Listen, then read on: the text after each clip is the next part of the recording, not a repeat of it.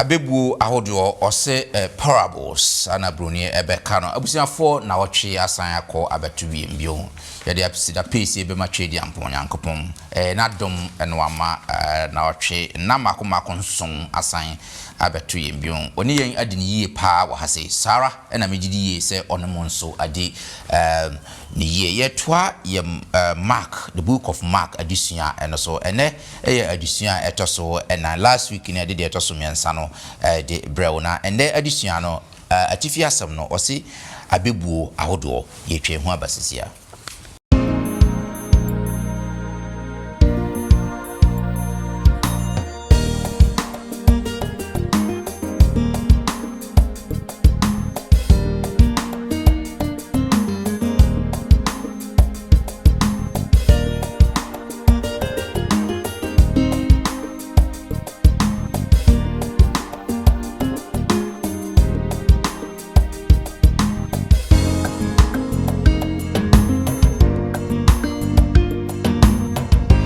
na mufi se Yesu Kristo aya on go straight na oka abusa wonsam se asasi ye na dia do obefa nyame bia ono wa asem pause men kasre na ewo no na bidi ekira aso wonso abafo nyame asa na nyame suban nyame nsenche ni bi o me kasem so you make a choice I be could be say you to be develop router na ya asem on right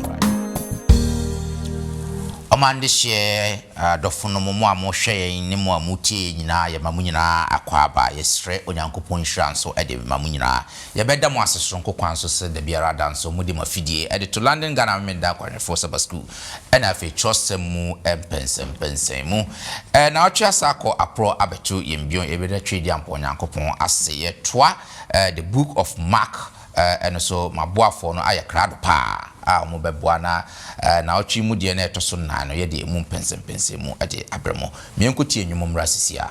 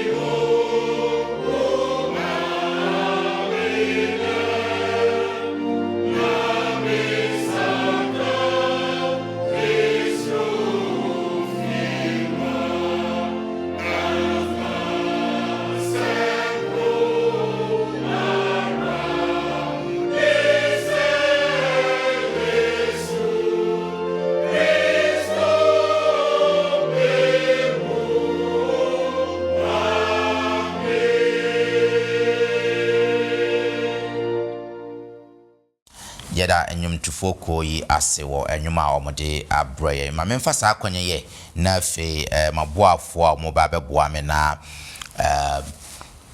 yɛde adusuan abrɛ mu no mayi ɔmo ade ahwehwɛ mu na fe wi a yɛde yɛti anu adusuan mu media mo somfo Bismarck mensa ende yɛwɔ adom masanya sɔfo mako enan ka me ho wa hase ya ɔmo ba bɛboa ma yɛde adusuan to so 9 no asɔfo mako 9 adusuan to so 9 enye coincident nyankopɔn na ahyehyɛ ne saa ma me mfa saa kwanya isu na fe minyi ɔmo emfa nkyerɛm na fe yɛmfa ti anu adusuan mu ne odi kan Pastor Japheth Obisi Amankwa sene munim no last week na pastor ewo hase ono na ohwe asafo mako miensa so ewo ken o ya tun sa afre pastor odi odo abebo odomu na ye ne no bisa be sadisha pastor ye mo akwa aba ejosuminia get me da sese enen so waba mi ko manimu a pastor Jojo Boni enso na ete ehono no pastor so na wo yesofo pini wo London Ghana memenda kwanjo force mimo na conference South England conference ambre yo ma be fana de no call on a teens director on na mabunu teens ni nyina odo ma no conference atun sa afre pastor ono so de odo abebo odomu ayedi addition edi ebro pastor yemo akwa ye nua great na me call manimu a pastor Anthony Melchizedek so na eto so ne mu nyina mu no Praise Emmanuel Ezie Church e Ghana we so for penny wo ohonomo ye ne pastor ye campaign 2 weeks ni na pastor na yakasa sa the pastor ye mo akwa yeah that's say ye ton safra watimi aba na fe me ko eto hun eto kra na ye nyina ye so for penny a woda London Ghana me da kwantwefo esumyi ano na eti eto no ano pastor George Boachi Asiama na eti eto no ano na asafo nyina ye so for penny no nti asafo no ne naso na esi pastor ye mo akwa aba great katwani na ma pastor Jojo e mo mpaye mai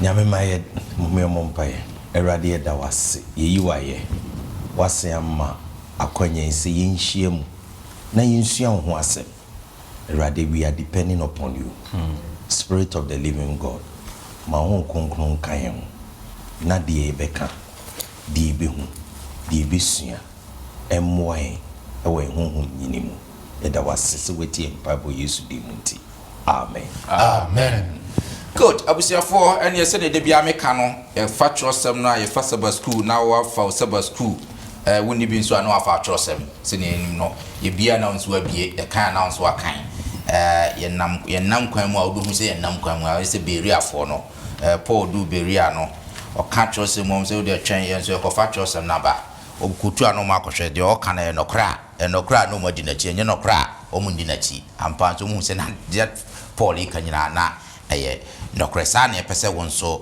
woye Marko nsampa no ne ahya ase a yesua ho adesua ya ye miensa agu dada so wo hwe YouTube na say this is your first time obetumi subscribe to your channel no say na de bia ye yesa adesua ya wonsa ebe can be say wa subscribe already so na sa adesua wonyanya ho popon bia kwa videos no obehu lesson 1 obehu lesson 2 obehu lesson 3 na tie obehu say ejiji so sa pepe last week there na wonderful spectacular lesson ye hu Yesu Kristo na oye nsankyerene na nsankyerene no say a contrast like e babra ene asofo na omo ho sa time no nsankyerene na oye nyina no na ene omo adwenfa omo ne omo nti ase mfa first one o sa obubu ani nyare na omo question no ode no bone che no ansa na o sa na yare wo nya nyame ade ndi na ode wo bone che omo kasa asem yi nso ya asofo afi oni asuafo no ekofa abrufu bi mu Saturday na ekom edi omo yeso mu bu abru ni bia no nso afarasifo so omo nti ase no kotu omo se David abra ekom den no kwa sorifie na asofo ananka abred ananka ya asofo de no okodie oyensankyereni bebra na ene that time no asofo no na enye omo adwen sanse na ni nipa su no na omunya hu nipa we say ye hye book na so no yedi kan ka say Marko no eye mienu first part no e kire hwani Yesu Kristo na second part no a kire say na okwahefa na hwani Yesu Kristo no na asuafo no ne omo ka no kra na omunya hu nipa kro but anokwasem ne say na ahohombone de omunim ne na Yesu ene de no wo say abebu awdo parables Marko book no book parables no so bebre emu enumpe enam se ewo Marko na ye ba behwe okwan a yemfa so nti Yesu Kristo abebudi a obu honomo ene ne nti ase ne se ne yensi nkyira ase ne adusua ye betimi asua afirimu nti abebudi ahodo no ye behwe no we mu ye behwe ogufo no na afi kanea dua no na afi susudua na afi aba eri nyini no saa bebudie yi na ye be pese ye be focus on se ne mark report ye fa chosam no ne nhwe nkabosam no wo Marko nwoma no echi ye 9 imu adue 9 eni aduenum no sei na all kan wo ho sei na wo sei won sei monhwe yi ne mutie no ho susukruwa kon a mudi susu no wode besusu amamu na wode beka ho na nia owo no obema no na nia oni no nia owo mpu obeje ne nsam amen. Amen. Great ntin ka bosem we na ye de beko yen adusua numo. First of all, yen ni kan enhwe the first parable Mark de my ogufuo de no ewo Marko nsempa no etwe ye nan yimu baako kopem enan no se ne osi eka no ewo ho no mo se wo twosemo no wafa Marko nsempa no etwe baako ekopem enan no ma men run it through quick ewo brofo no mo so that we can ebetimi akọ ententem pa se ne yen se emre bebre. Mark chapter 4 verse 1 no bano ose. And again he began to teach the sea and great multitude and gathered to him, so that he got into a boat and sat in it on the sea, and the whole multitude was on the land facing the sea. Then he taught them many things by parable, and said to them in his teachings, listen, behold, a sower went out to sow. And it happened as he sowed that some seeds fell by the wayside, and the birds of the air came and devoured them. Some fell on stony ground where it did not have much earth, and immediately it sprang up because it had no depth of earth. But when the sun was up, it was scorched, and because it had no root, it withered away. And some seed fell among thorns, and the thorns grew up and choked it, and it yielded no crop. But other seed fell on good ground and yielded a crop that sprang up, increased, and produced some 30-fold, some 60-fold, and some 100-fold. And he said to them, he who has ears to hear, let him hear. Amen. Amen. Where the sower ogufuo no ho abanse ne yenim sa abebu yi Yesu Kristo ekaye no ogufuo kogu na ba three aspect of it abanu bi ekogu asase nkwanchen ma mo abesoso ye ebi nsu kogu asase anaso ye no nye deep ntino asenyi ye na anya hini nti ewu ye ebi nsu kogu nkasemu nkaseni ye no yesenyi na emia no ni nyina ne ko na bi gugu asase papa so enu ne timi ni ye na so aba oha ene ne moho no se ne owaso no wontie sabasem we no ehunfo ni tisai yo okay me shase say Yesu Kristo say ye kind and I say last week lesson na you see and say Penny Bismarck okaya ye be wi no na edu baby no nipa na crowd na o chero made no nso mo accuse no we was in the own family cry ye ende upon no say almost say oyeden oye bezebu yes enti utimi hu say na Yesu adru baby a opeso oyeden o kire enipa na yeden nyame asem enti Ecclesiastes chapter 4 na Bible no ma yeti ase say enipa bibiri na yeden etwa ne ho ahia enso mutwa ho ano hya asese oka osiden esuwa anase e kan twim ogufu ekudua aba ena se de wo kekan no ochiche mu ebito good soil ebito enkasai mu ebito abo mu ebu kekan ni nyina no okeka nya no the interesting about this parable so okawe no osan kira ase the ase kire no but me de me de wo mu say ye nyina anim Bible no can explain it the meaning of the parable but the me da me person me hinting one or say said the country or see he who has ears let him hear nti hono na me picky bibi say na yesu person chese I just say listen hear and practice. That's right. And you may say tie the person what tie no obeti dey na what free mu because yesu person chese the kingdom and I said the sower no about parable I say it will yield good results nti dey see nyina no so okuafo no said you do ade ni ma ade ni be because I say can Palestine no na almost spread it seas no egu so no so answer no ma plow land no ye employ land no answer the seas no egu so you so interesting me hu ye me say what or the seas no mo sha say scatter seas no egu asase no so answer na ye den ye de tututu ya plow ayina maba enti yesu pese o kire say na kingdom of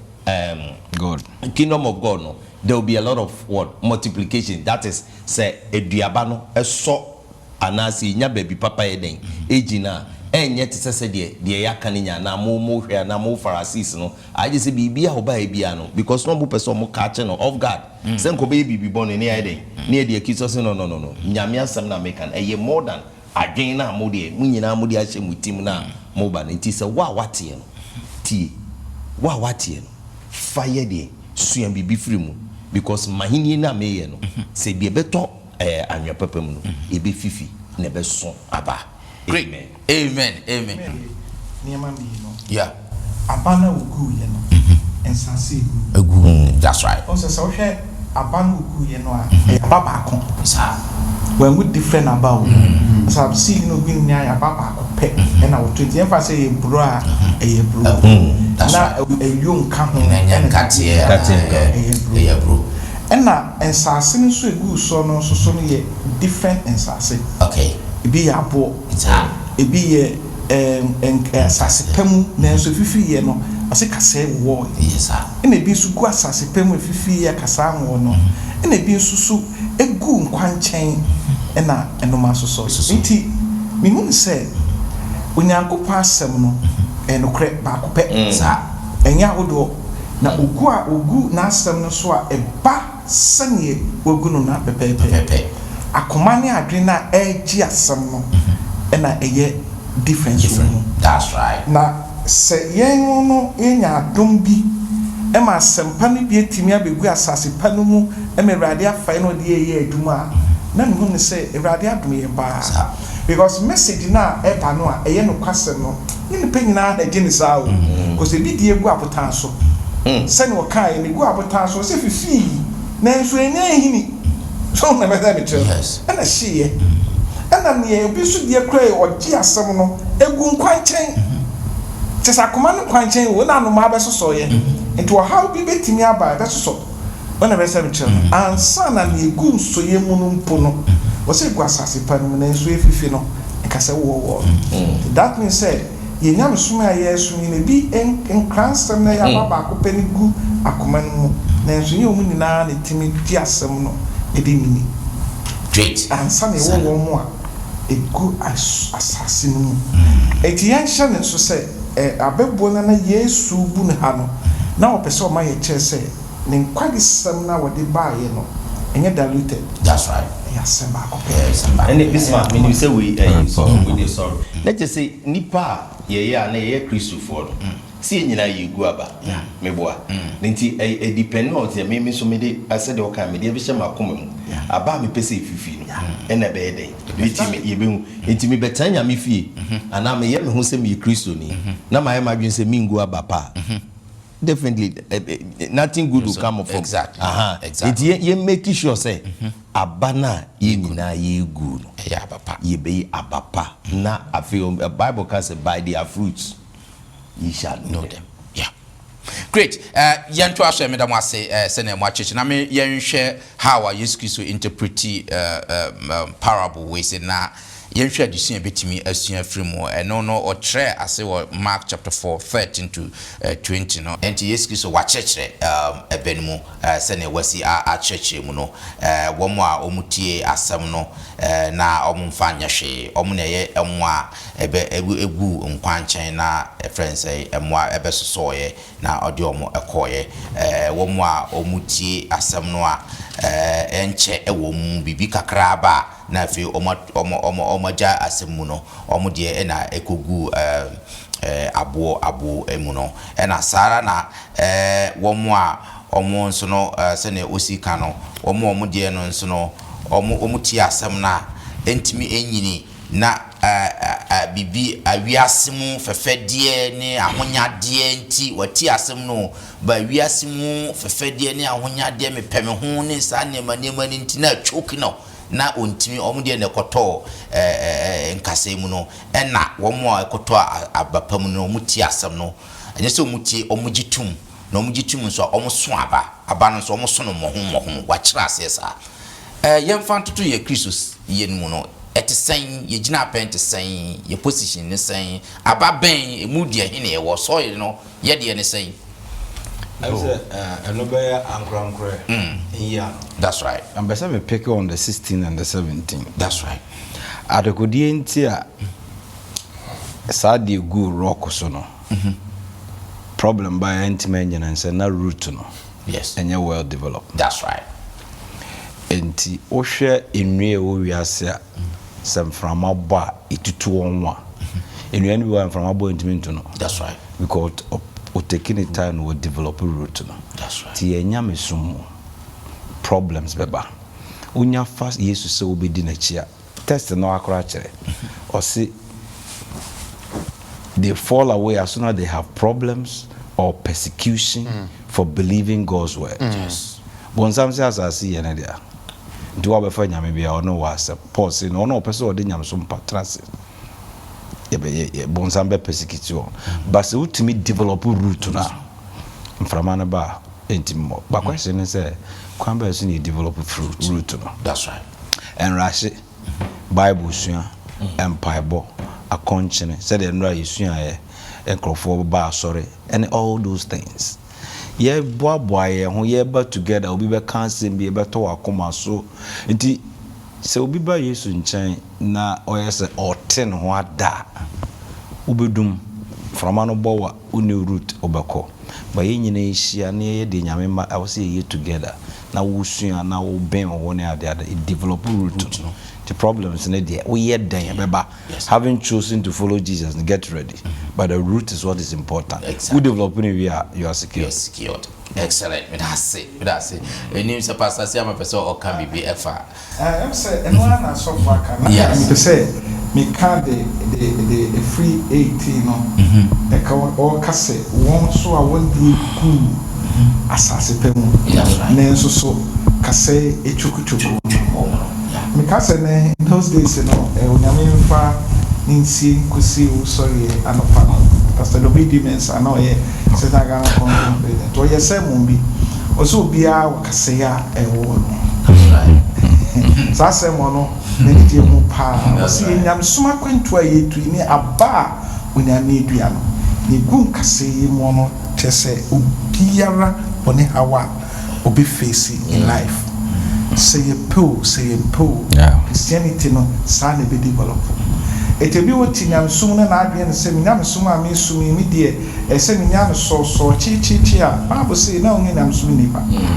Because they are Casario a bit Omadi bewo, we read the bewo, Ukro the bewo, a drum crown in the bewo. I saw the monso For crown suffer, yeah. The bewo, and take a son woyensa. Tu so Yesu Kristo asema wo kan ye no e ma nti ho pa so say so wo kan resonate us and the cares of this world and the deceitfulness of riches and desires for the other things entering in choke the word. That's right. Ti asampa na waje no and niema we be wo no niema we be bamu atro te say wo be transumi ko bi kra be bo waso bi kra be say wa adwene asampa no ho nanso ne gwasase pam te sɛ wantie no wɔ nyame ka sɛ na ɔsɔfoɔ ka no na wangrade ɛwɔ soil no mu yie ne nkasɛɛ na ɛwɔ no ɛna wobɛdi akyire a ɔsɛ wɔn nso aba saa na ɔka no ɔsɛ wɔn nso aba da wobɛyɛ dwarf kyerɛ sɛ wontumi nyini enti wɔn a criticize nsɛm no aba no yɛso mu na yɛnkyerɛ no kore no mu na yɛnyin no ne yɛayɛ sɛ yɛde yɛgu asase pa no mu nanso ɛne kasɛe na ɛfifiri anhwɛ yi a na yɛabrabɔ no ɛnsi yie. That's excellent, Pastor. That's pa. Abusiafo sɛnea yɛgu so a yɛhwɛ parable no nti wohwɛ parable no and I think say more or less no wohwɛ contemporary ne our current dispensation ya yɛmum no nkasɛe no yɛ aha yɛn paa because wohwɛ economic hardship na wohwɛ wiase ne wiase si kɔ paa manfo mpɛ nyame oti asɛm no koraa job bi koraa bɛma wagya asɛm no koraa to baabi koraa because manfo bi tempenten kwa deɛ tempenten kwa yɛ deɛ bɛdi ne deɛ bɛhyɛ ama nyankopɔn asɛm ankasa no ebi sɛ wokɔ social media koraa mpo a nyankopɔn asɛm ankasa no amanfo mpɛ woyɛ nyankopɔn asɛm ankasa wɔ social media na sɛ wobɛnya nipa ma ɔmo ahwɛ koraa mpo no ɔbɛflepo akɔ n'anim sɛsia tun sɛ nsɛm no nso mutie baden ehun niema ne wiase mu nsɛm no nti I think say we need to pray yeah time we say no because I know na ya ade ha yɛm pa sɛ nya nsɛm no de yɛ nti betie yɛ be Sabbath school ba wo pie no kasa ba kokotwoku na fe wo two decision e wo sɛ wo take sɛ mentie nyame asɛm na sɛ me ko we so mu advantage e wo manim sisi a why don't I so these are some of the decisions nya connection with the great controversy edition yesua me na atwam asa prepare we gu so a ye koso nti yesua adesua ni na no mo chechim no na atiefo ye nso ye famu aba se metie ne osofo boache semane osofo ma kisedaka kana na che se ana adesua yesu person de man say ankwankro bia we have a choice to make that choice any easy choice but whether you pay we have a choice to make. See, you make a choice. I be could be say, you ain't me develop a router. Na ya asem one. All right. Se ko ba say ko a choice. Na choice ko ba say, ye wa kwenya ne say, you be to me a develop your roots. Na nso ye be twa ani ahwe baby foforo. Ama akoma say your roots no. Na ya sha say develop fefe no. Abesan akoba say e be weaker. Na ya asem one. The one who could go as a panosono, that was also their choice. That's right. And then see, ye paumono, ye pau ye. Oh, yeah. Great. Madam was say, yan to us so now, yan share another important addition de my opese achieve for etiase. I didn't know mufi say yes Christo, aya on go straight na oka abibusem. Editre no one no mudina na chief for. And I say, Case abibusem no kurampona abibudi and crassa and faso, and I say, how do we say the significance in terms of yankasa ya brabo? Why do you think Jesus Christ adopted that kind of line? You'll be a teacher in each at DBO school. Say a parable, a earthly story with heavenly meaning. Now, me shano said you. Question now Gusano say parables are not na use episode children a more than earthly story with heavenly meaning.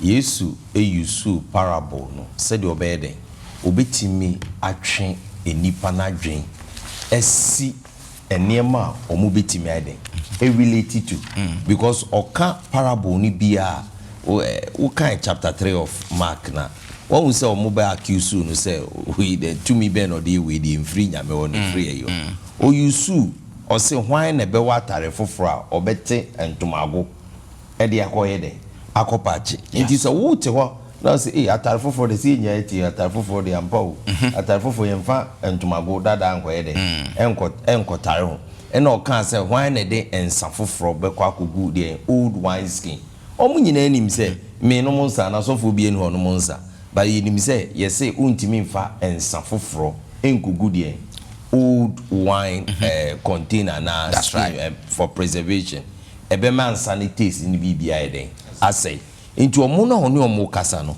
omo nyina nim say de yensa they could relate to it but no all can even though say omo be relate to it no or can the omo tia say no of wa connect to the ewosoro na say the ono person o kire a free nyame ho no pe e kape na eden na aklike sa am say into hwe so na o kan so so oguafo bi ko eden ekodua aba na say nyina edua aba ibi tie nim de o kan ba o kan wi no say oguafo no ono yeden oni ni Yesu Kristo afi no ma yeden omo eyes wa bom pim say nyame ampa wasem yeden they could relate and afi so etimi kire o mase e mo te asem na all can say the more great. Just one all great teachers, professional teachers in particular. You teach from the known to the unknown. That's right. Don't you used to what was happening in the environment? The fishermen, agriculturists. That's right. My main father be almost professional, almost involved. Na memfa said the pastor Jojo can and connected to message and present them all. Yeah. The microphone or can asem. That's right. Na onipa bia o kan asem or interested in or transitive. Yeah. And I can't be no use those things. That's that method, no. Great. I've seen for no ebisa no sa asem way or Mark 4:10 to 12 no. Or say but when he was alone, those around him with the 12 asked him about the parable. And he said to them, to you it has been given to know the mystery of the kingdom of God. But to those who are outside, all things come in parable, so that seeing they may see and not perceive, and hearing they may hear and not understand, lest they should turn and their sins be forgiven them. Amen. Amen. This is interpretation. Say mo de mono osoro hintasam no wa bi money mo de mahu but omo wa chichi no de eba no wo abebuo mu sene hu a se omu be hu na afen so no omate na omatimi ate ase na omat repenti afri omasesa afri oma no manya nkwaje. This is how Jesus Christ respond to for no bisa no parables no. So how do we see this one, this interpretation Jesus Christ edema for as to why sometimes or use parables? Senior penifona can Yesu on kasakwa bibia mono. You have to look at the context or the there are times Yesu can parable no easily one hour with you could know. So for Jojo crack about there was a time parable Yesu can I think the vineyard parable. Straight away no we are Francisco will say yen on the kasa. So now abebu kasa. Oh, here say you should closely what Mark had there. Now you should SEC from a friend is saying chapter 2 baby do hani there. Now Yesu can say me cannot say morning the better say na one away chini there won yanti ase there.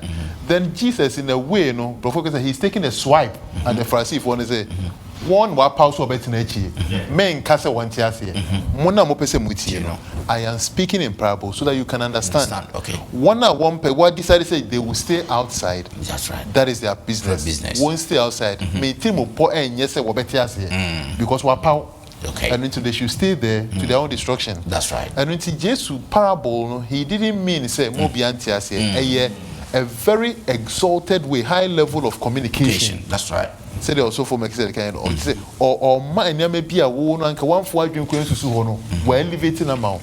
No, it wasn't meant to say you get a different appreciation of the subject matter. No? Yes. But in this case, so really fun from Mark 2 babisi hanidia na Yesu share that kind of say one why 19 I mean I'm reading this thing and I'm asking myself the Pharisee for no matter agenda ya there used to be a hobby a form of hobby so at a point in time Jesus will have to respond. Yes. And here you see the response in the that's right. And that is one of the responses.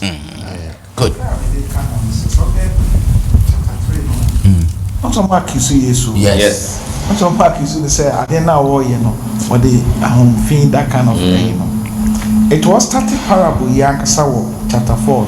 O you see no waso Onti ni honhom no ka se. O say te na Yesu se na me de to so for Jafet de no so. O se na Yesu hu se afarisi for one form ho adwene. O se o mu se Yesu hu se o ma adwene na no mususu na se enye ne o ka no no muti. Nete bi o mo ba o mo di na asem no o ma twist no no mo de situ ni o mo no pe. On say no man be akọ no much say they try so make me accusing all the time. yes So no anything yes so mo hu na ha say mo suafo no adom bi o privilege bi na manya and na hu asem wa ye osoro hintasem ebade bi ebiedi amom ko farisi fo no dem na so mo primo makoma no nti no o me no ma bin say o mo accept asem do o matie but o mo fo makoma ma o se sana Mimiki asese Yesu pese uchi omu until so mo be dia tumu no masakro madwene no Yes. bibie no ho be tini ai ko mato you know o se sana ya family fake akra o ene ye nam som no sana yo he wo be ka asem no a ope asem kitue bi no di transo no twist no yes na wodi wasem a wakache ni na wodi ni na se ai se won ka hwe Yegusuara ye hwe abibudi ahodo a Yesu Kristo bu ene sene Mark report bebu de no na ye ka ho asem na ye nhwe we nso lampstand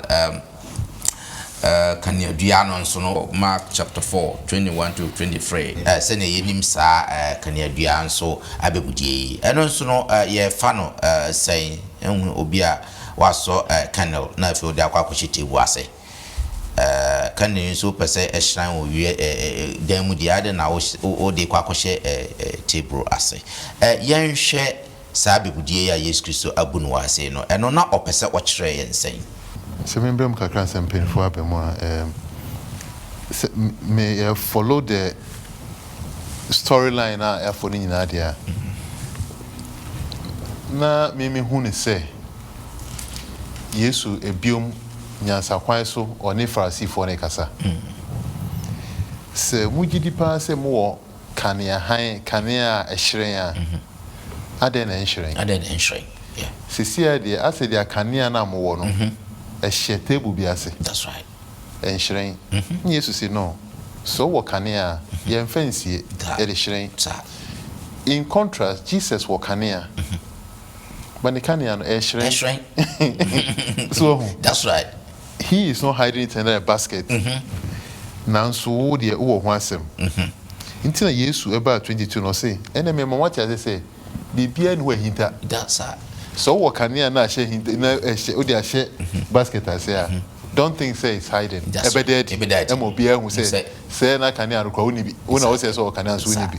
Typically ya addition a between afa hu say ye kanfu ye hu say ye Christopher a ene yema ye Kristo ni na ye yo no enedi ese bi onye bia me fie na me hu na mabusuafo se me ye Kristo ni anase me do asori ha na me hu na so madwumemfo enim se me ye Kristo ni yeah me na for family no mu share se de oka social media se ye nyina yakogu hoi ye nkomo se bi nkomo fun ye di bi ye nyina yaka ho bi wo hu se ye Kristofo ye wo kane bia ye ma ne nhyiren yo wo hwe ayi text ya yakan na bia wo de allow me say wo de call Luke de na wo say Luke so can the same gospel or can the same asem no wo say itsua Mark won but kania no bitimi I use a stand for nyame asem okay the word of God yeah say nyame asem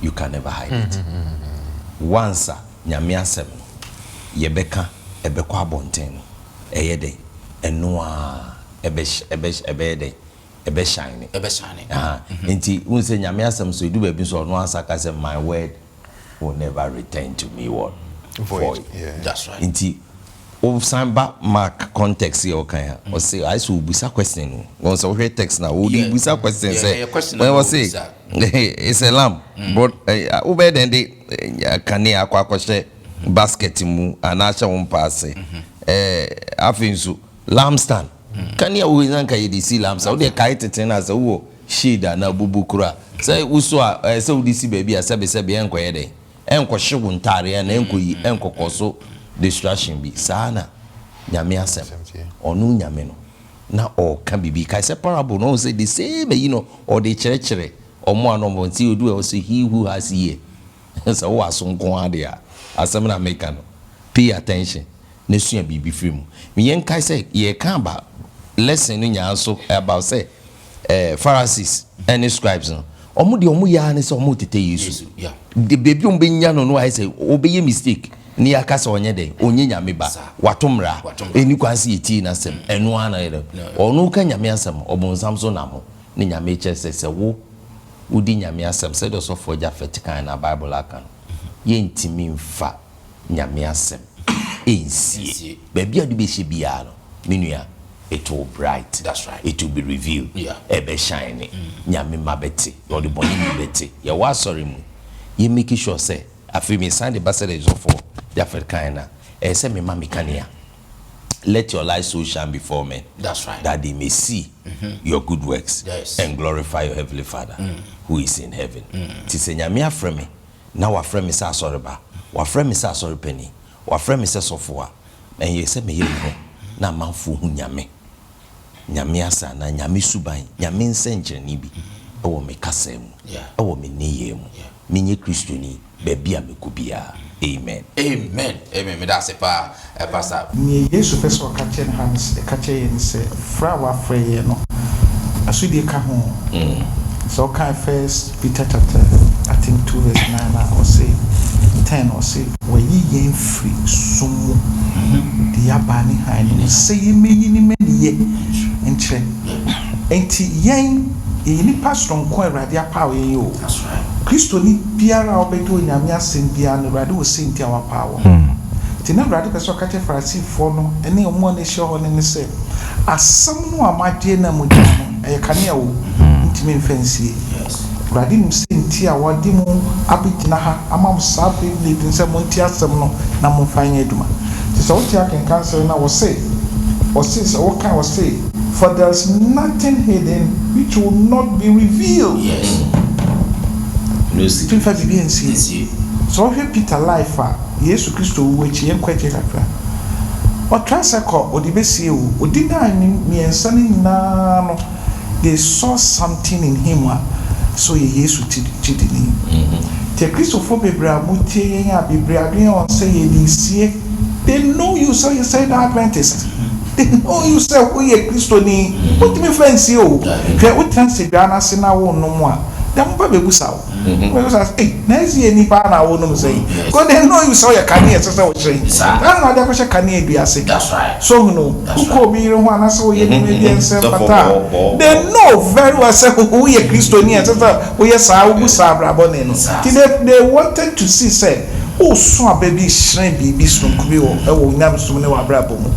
Jesus say enfansi ko di sia enye ye ko kanel di hyesumu a ebedere wo di hyehin ebedere timani nadi na nipa hu Nyankopon mani ye ne kase amen abusiafo adusua na ye de ye behwe one last one na fe ya sorry yen adusua eno so ye hwe abebu a efa abana eri enyini no so wo chire so ma fa Mark chapter 4 26 no kopim 29 no ehonom na sa abebudie yi eho so osoro ahima mu no akwa yes ebeye ti se obi a ogu aba na was scatter seeds no grana wakwa akwada anapa na fe was sorry day no I say and the seed should sprout and grow he himself does not know how so abano okwan e befa so anyini no ono na okugu abano ono no onim okwan a efa so na enyini na fe eson aba o say asase no eson aba ono ankasa so no ho aba na e sha say with the blade na fe etire no aba na fe grains no aba tua ni tino so na fe aye aba o say but when the grain ripens immediately he puts in the sack na obetwani no ana say obegufo no ebo ya na fe so ya hwa no akwa kotwitwa na ode ahyesan say twabre na ye den aso You bet 3 we say now mfoni be no twatwe. Me hope for you be. I just hope I'm correct. On say see you go abano farmer de wakoda o ba nyame de tonzu egu so Sabeche. nyame na me wi boss na afifi na no enyine farmer no contribute nothing to it. Yes. The end ye nyamsen come for asofo. Sometimes you're worried when we preach and we don't get instant results. That's right. That's right. They say question is obo saying. Obo saying. They are compare. Yes. But Paul dry. Apollo Google soon. Yes. Nyame na ma increase. Amen. David bia no ye na se. Na so for you can just say sa adwuma ya akoma mo adwuma. Nyame na nipa mo akoma mo adwuma. Nti no wo de ne say bobo mpaya ma ni a wate asem ne say nyame nya na akoma mo adwuma. Na ya nkasa nso mporo nyakopon because say nya poso nya akoma mo adwuma then ye nyi no be nya free from the blade. The head, afina yabaso no nipa behu. Yes. Nti kaka na pesa me de. O de ka no. Yes, said you also for make said and also for Jafetaka. Asam na wo kan attach people because many a times one say edwuma ya yi enkaka so for the no. Emribia no em say ye measuring rod no ene said you kan say wo ka say wo ko kanya me someone. Asempa na mukokaye se wutu kwan we said e be bia eno no mo de measure. Yes. Na we oba na hene but yen kai say yen kai say the o kan say true. O kan say Paul ene Apollo edu ba bia wo wa beka ana say nyame asoma wo ko ina dwuma pepepe nipa ne bi o ha o manye den o man sorry am from one because nyame and I said, Okuafo no okudua na ade so on na say fifi one contribute to anything need the other say harvest so do here and who say sickle no say the aben say sounds will be beba obi die bia woni oye anye yi office of babu so gwasu ni sa isan say de nyame no but yen kai say nyame oni akomam because the parable ne kan say nyame is in charge. Ono no ye in charge. Ono na wasuma sa. Ono no wo yusu. Se ye nyina yetimi ti ase sa. Minim se ebe boaye. Na afisu asompanifo na asorma no enya is measuring you know. So all compare because na make an also for bia to say kwafo no kan. Eso bia ne strength. Sa. Eso bia no bia so unique in his way. See ebe accepting sa. Ebe go be the organization and they could be the preaching. Obi the singing. Obi bia nyame enti nyame. Yes, nyame. But to bia na nipa no ebe funu. We do yadi o, we do abi o. Great. But that Moasem says so Paul e kan se be drew Greece no. Athens wo wanye nipa bi. Until we check storyline, I say it's a disappointing mission. But because of the obey and they as Yamsumba Europe, and so that particular time, no one you be an energy. But in Europe, I can't miss the Paul Bay, one you be an energy. So I think say it is no more, it is not so much about say or saying, and at Nipa Hinedi energy, and I Nipa in a buyer. But we dey plant it. Na koda. Can nipa hine ba. All can nipa hine ba. Say yeah, so se backup for no so no. Yen susu mbos tu. No nyame timidi yo. Cause we parable ya say no okay ya. Akuafo no anya hwe o na ya so gugu aba no. Say if in so good so say free here e o nyame. To so nyame ya wadom na wo boa wo na kokai nam sam na wo di akra no a. And found compare with moon and a boon, wouldn't disin, there be when I mean what quite of fast within a crack. Amen. Maybe say yes and back up for, say yes of Mars, say yes of four, my young compare your home baby. When I mean you do Pia, yeah, because when you are working, I'm some idea cranny per better 250 men so back back crowd. So back pedi ani pa back be tea no nyame timi fast ni so ɛma wotumi ɛyɛ nti onyame ma ya ho de me de abasani ne menye free mu pa no ɛne sɛ yenwu aba no amen ɛno soma so ayenko Good. Madam, I say, for my idea, Madam, I say, Sonko Kwan, so say, Tunsa, a Fremono, Modio do aboard, Domus, and for Addition, say, and from Ray, chief or so, Madam, I said, the Biara than out to be a Modimo affiliated to London, Ghana, made up on the for Sabbath school, and I feature some and pence and pence, and Addition, the whole of this quarters and a Marco, and money, Addition to so, and 9. And yede abrewi next week near to su enumuno and so yede beto so sene meka no adusia yi wo mombo ya chidom na omofa de ko wiase afana nyina TABN Ghana TV omo eduma ko mafa TV aduma de atom so aye adusia no so mafa no mahwete akowiase afana nyina sana Hope TV Ghana so omofa sa adusia yi ade ko wiase afana nyina so wo tie yen a na so wo mbo bia pese de bo sa aduma ko yesraw omo number be ba bi yemfoni na ni fa na frɛ obi ba gyew so kakra bia fa bo sa adwuma ko yi na nam saaye so e mo nyankopɔn so ahyiraw katwani ba bia obi na mema Pastor Anthony Mekisadek enhyira so emaye jamwe womba ye tumfo ye wase na Yesu so kyerɛkyerɛ ya brabo mu nsɛm nhyira nka odin yɛsrɛ wo nkyɛ ahoɔden a yɛde bɛdi asɛm yi so wonamu yɛntumi tima ho nkokron no mɛboae na yɛntumi tutu ya na monsi yie na nkyɛ na Yesu abɛyɛ nyankwagye ama yɛ kra yɛsrɛ wɔ Jesus Christ din mu amen amen